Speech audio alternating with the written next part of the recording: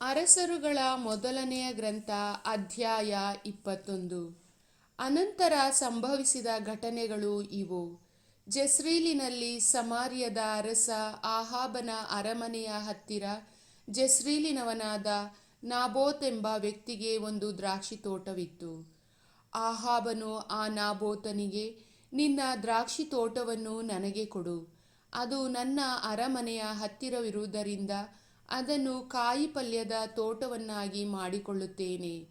ಅದಕ್ಕೆ ಬದಲಾಗಿ ನಿನಗೆ ಅದಕ್ಕಿಂತ ಉತ್ತಮವಾದ ತೋಟವನ್ನು ಕೊಡುತ್ತೇನೆ. ಅದು ಬೇಡವಾದರೆ ಕ್ರಯವನ್ನು ಕೊಡುತ್ತೇನೆ ಎಂದು ಹೇಳಿದನು. ಅದಕ್ಕೆ ನಾಬೋತನು, ಪಿತ್ರಾರ್ಜಿತ ಸೊತ್ತನ್ನು ನಿಮಗೆ ಮಾರದಂತೆ ಸರ್ವೇಶ್ವರ ನನ್ನನ್ನು ತಡೆಯಲಿ ಎಂದು ಉತ್ತರ ಕೊಟ್ಟನು. ಪಿತ್ರಾರ್ಜಿತ ಸೊತ್ತನ್ನು ನಿನಗೆ ಕೊಡುವುದಿಲ್ಲವೆಂದು ನಾಬೋತನು ಹೇಳಿದ್ದರಿಂದ ಆಹಾಬನು ಸಿಟ್ಟುಗೊಂಡನು.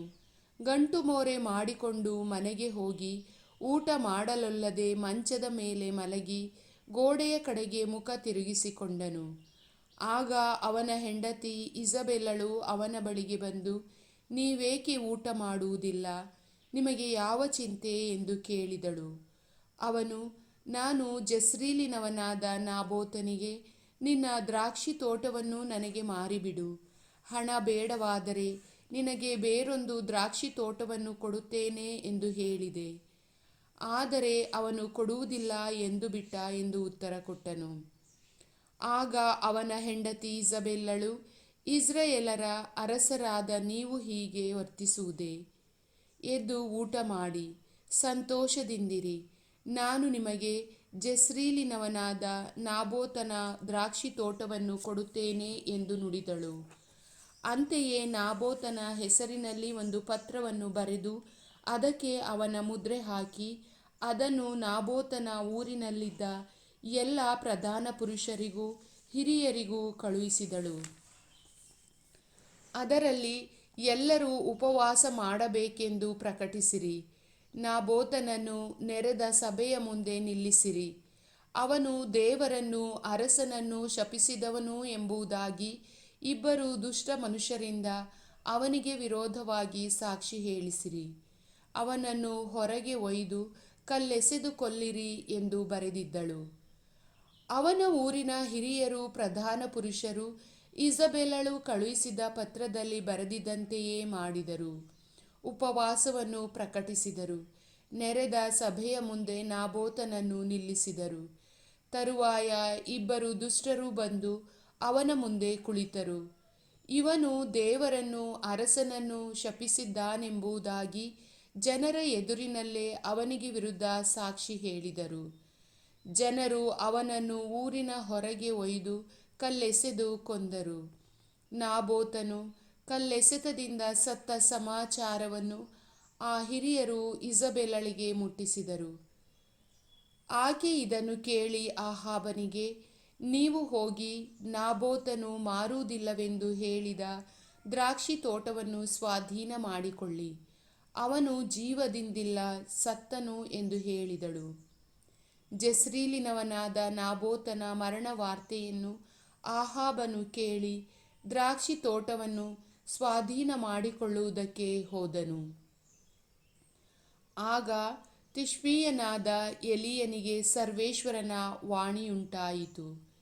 ನೀನು ಹೋಗಿ ಸಮಾರ್ಯದಲ್ಲಿ ವಾಸಿಸುವ ಇಸ್ರಾಯೇಲ್ ಅರಸನನ್ನು ಕಾಣು. ಅವನು ಈಗ ನಾಬೋತನ ದ್ರಾಕ್ಷಿ ತೋಟವನ್ನು ಸ್ವಾಧೀನ ಮಾಡಿಕೊಳ್ಳುವುದಕ್ಕಾಗಿ ಅಲ್ಲಿಗೆ ಹೋಗಿದ್ದಾನೆ. ಅವನಿಗೆ, ನೀನು ಕೊಲೆ ಮಾಡಿ ಸ್ವತ್ತನ್ನು ಸಂಪಾದಿಸಿಕೊಂಡೆಯಲ್ಲವೇ? ನಾಯಿಗಳು ನಾಬೋತನ ರಕ್ತವನ್ನು ನೆಕ್ಕಿದ ಸ್ಥಳದಲ್ಲೇ ನಿನ್ನ ರಕ್ತವನ್ನೂ ನೆಕ್ಕುವವು ಎನ್ನುತ್ತಾರೆ ಸರ್ವೇಶ್ವರ ಎಂದು ಹೇಳು. ಆಹಾಬನು ಎಲೀಯನನ್ನು ನೋಡಿ, ಎಲೈ ವೈರಿಯೇ, ನೀನು ನನ್ನನ್ನು ಕಂಡುಹಿಡಿದೆಯಾ ಎಂದು ಕೇಳಿದನು. ಅವನು, ಹೌದು, ಕಂಡುಹಿಡಿದೆ. ನೀನು ನಿನ್ನನ್ನು ಪಾಪಕ್ಕೆ ಮಾರಿಬಿಟ್ಟು ಸರ್ವೇಶ್ವರನ ದೃಷ್ಟಿಯಲ್ಲಿ ದ್ರೋಹಿಯಾದೆ. ಸರ್ವೇಶ್ವರ ನಿನ್ನನ್ನು ಕುರಿತು, ನಾನು ನಿನ್ನ ಮೈಮೇಲೆ ಕೇಡನ್ನು ಬರಮಾಡಿ ನಿನ್ನನ್ನು ಕಸದಂತೆ ತೆಗೆದುಹಾಕುವೆನು. ನಿನ್ನ ಸಂತಾನದ ಗಂಡಸರಲ್ಲಿ ಸ್ವತಂತ್ರರಾಗಲಿ ಪರತಂತ್ರರಾಗಲಿ ಎಲ್ಲರನ್ನೂ ಇಸ್ರಾಯೇಲರ ಮಧ್ಯೆಯಿಂದ ಕಡಿದು ಬಿಡುವೆನು. ನೀನು ಇಸ್ರಾಯೇಲರನ್ನು ಪಾಪಕ್ಕೆ ಪ್ರೇರಿಸಿ ನನಗೆ ಕೋಪವೆಬ್ಬಿಸಿದ್ದರಿಂದ ನೆಬಾಟನ ಮಗ ಯರೊಬ್ಬಾಮನ ಮನೆಗೂ ಅಹೀಯನ ಮಗ ಬಾಷನ ಮನೆಗೂ ಆದ ಗತಿ ನಿನ್ನ ಮನೆಗೂ ಆಗುವುದು ಎನ್ನುತ್ತಾರೆ. ಇದಲ್ಲದೆ ಇಜಬೇಲಳನ್ನು ಕುರಿತು ಅವರು, ನಾಯಿಗಳು ಜೆಸ್ರಿಲ್ ಪಟ್ಟಣದ ಗೋಡೆಯ ಬಳಿಯಲ್ಲಿ ಆಕೆಯ ಶವವನ್ನು ತಿನ್ನುವುವು. ಆಹಾಬನ ಮನೆಯವರಲ್ಲಿ ಊರೊಳಗೆ ಸಾಯುವಂಥವರನ್ನು ನಾಯಿಗಳು, ಅಡವಿಯಲ್ಲಿ ಸಾಯುವಂಥವರನ್ನು ಪಕ್ಷಿಗಳೂ ತಿಂದು ಬಿಡುವವು ಎಂದು ಹೇಳುತ್ತಾರೆ ಎಂದನು. ಹೆಂಡತಿ ಇಜಬೇಲಳಿಂದ ಪ್ರಚೋದಿತನಾಗಿ ಸರ್ವೇಶ್ವರನ ದೃಷ್ಟಿಯಲ್ಲಿ ಕೆಟ್ಟದ್ದನ್ನು ಮಾಡಿದ್ದಕ್ಕೆ ತನ್ನನ್ನೇ ಮಾರಿಬಿಟ್ಟ ಆಹಾಬನಂಥ ದುಷ್ಟನು ಇನ್ನೊಬ್ಬನಿರಲಿಲ್ಲ. ಸರ್ವೇಶ್ವರ ಇಸ್ರಾಯೇಲರ ನಾಡಿನಿಂದ ಓಡಿಸಿಬಿಟ್ಟ ಅಮೋರಿಯರಂತೆ ವಿಗ್ರಹಗಳನ್ನು ಪೂಜಿಸಿದ ಆಹಾಬನ ನಡತೆ ಬಹಳ ಅಸಹ್ಯವಾಗಿತ್ತು. ಆಹಾಬನು ಎಲೀಯನ ಮಾತುಗಳನ್ನು ಕೇಳಿ ತನ್ನ ಬಟ್ಟೆಯನ್ನು ದುಃಖದಿಂದ ಹರಿದುಕೊಂಡನು.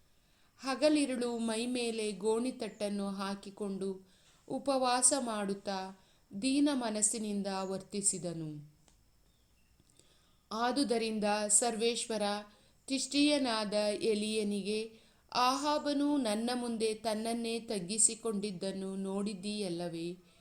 ಅವನು ಹೀಗೆ ತನ್ನನ್ನು ತಗ್ಗಿಸಿಕೊಂಡಿದ್ದರಿಂದ ನಾನು ಮುಂತಿಳಿಸಿದ ಕೇಡನ್ನು ಅವನ ಜೀವಮಾನದಲ್ಲಿ ಬರಗೊಡುವುದಿಲ್ಲ.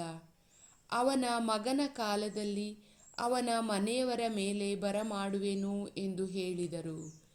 ಪ್ರಭುವಿನ ವಾಕ್ಯ.